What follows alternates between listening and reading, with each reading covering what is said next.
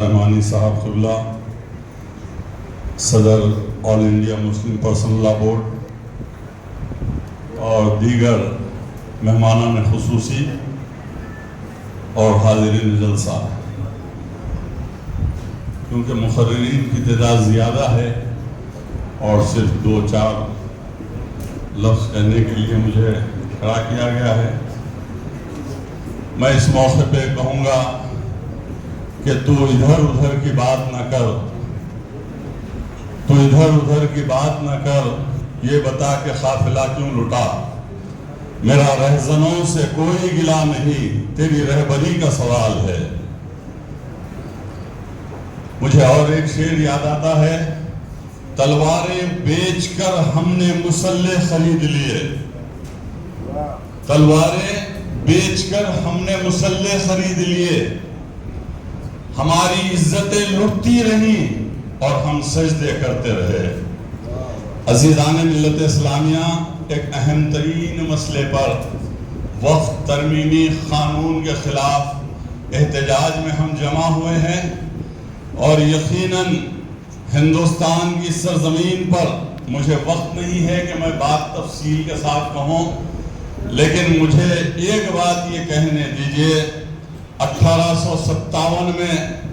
اس ملک کی جنگ آزادی کے آغاز پر اس ملک کی قربانی علماء کرام نے دی، سب سے زیادہ 2 لاکھ علماء کرام نے جنگ آزادی میں قربانیاں دی۔ دلی سے پشاور تک مسلمان علماء کرام کے لاشوں کو لٹکا دیا جاتا تھا، یہ تاریخ بتاتی ہے۔ لیکن آج وہ جو RSS کے ریموٹ کنٹرول پر چلنے والی حکومت کبھی بلیک میل کرتی ہے جبلت اللہ کے نام پر، کبھی بلیک میل کرتی ہے NRC NPR اور CAA کے نام پر، اور اسی طریقے سے آج یہ فرقہ پرست حکومت چل رہی ہے۔ 78 سالہ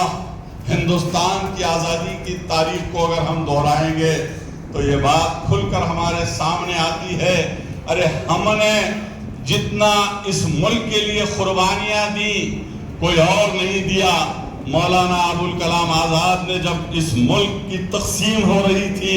جامع مسجد دلی سے چلا چلا کر کہہ رہے تھے، اے مسلمانوں یہ ملک چھوڑ کر مت جاؤ، اس ملک میں تمہارے ماں باپ دفن ہیں، اس ملک کے لیے تم نے قربانیاں دی ہیں۔ لیکن ہمارے پاس ہم نے کوئی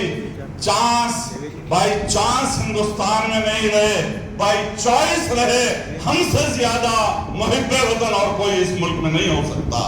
ہماری قربانیاں تاریخ گواہ ہیں۔ آج وقف ترمیمی بل کے نام پر آج غور و فکر کیجئے، جو ہے CAA کا قانون شریعت میں مداخلت تھا،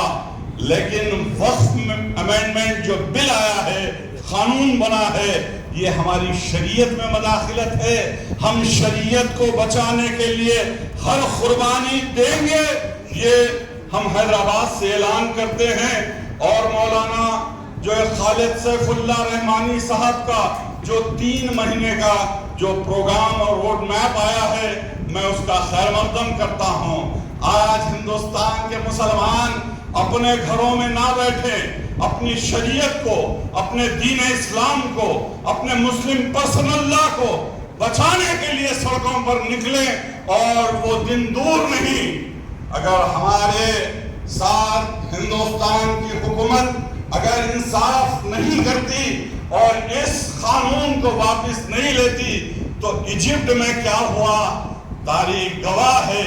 حسنی مبارک کو بے دخل کرنے کے لیے 1 مہینے تک ایجپٹ کی قوم سڑکوں پر نکل کر سڑکوں پر جو ہے بستر لگا دیا تھا اور کھانے پکوا کر کھائے تھے۔ اب ہمیں مجبور مت کرو مودی، نریندر مودی اور امت شاہ، تم ہندوستان میں ایک بل زبردستی پاس کرتے ہوئے 288 ارکان پارلیمنٹ کے ووٹ لیتے ہوئے 30 کروڑ مسلمانوں پر مسلط نہیں ہو سکتے، یہ شہر حیدرآباد سے اعلان کر رہا ہوں۔ اور نہ سمجھو گے مٹ جاؤ گے اے ہندوستان والو، تمہاری داستان تک نہ ہوگی داستانوں میں۔ مورخ جب یہ تاریخ لکھے گا تو یہ ضرور لکھے گا کہ خالد سیف اللہ رحمانی صاحب قبلہ